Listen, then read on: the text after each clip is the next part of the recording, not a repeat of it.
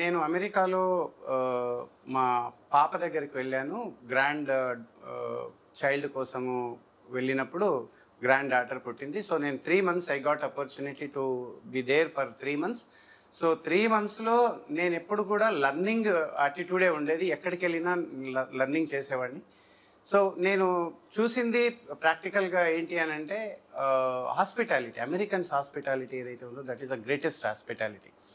అక్కడ అన్ని కంట్రీస్, ప్రపంచంలో ఉండేటటువంటి అన్ని కంట్రీస్ ఉంటారు, అందరూ పనులు చేస్తుంటారు. They respect everybody equally. లోపల ఏముంటుందో తెలియదు కానీ బయట మాత్రం తప్పకుండా వాళ్ళు రెస్పెక్ట్ చేస్తారు. And they give due respect and value to other skills and competencies. అదొకటి. తర్వాత నేను చూసింది ఏదైతే ఉందో అమెరికన్ యొక్క రూల్స్ అండ్ రెగ్యులేషన్స్, స్టాండర్డ్స్ లేదా కాన్స్టిట్యూషన్ ఏదైతే ఉందో చాలా స్టాండర్డ్గా ఉంది. ఒకవేళ అది పాటించకపోతే తగిన శిక్ష అక్కడ ఉంటుంది, డ్యూ పనిష్మెంట్ అక్కడ ఉంటుంది. కనుక చాలామంది సిటిజన్స్ భయపడతారు.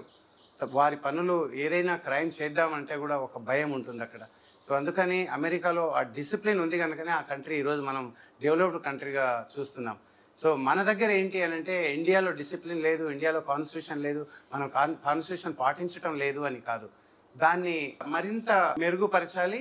అండ్ మనము మన రూల్స్ని, రెగ్యులేషన్స్ని, మన కాన్స్టిట్యూషన్స్ని, ఉండే బైలాస్ని మనము రెస్పెక్ట్ ఇచ్చినప్పుడు డెఫినెట్గా ఎవరి ఏరియాలో వాళ్ళు డెవలప్ అయ్యేటటువంటి అవకాశం ఉంటుంది.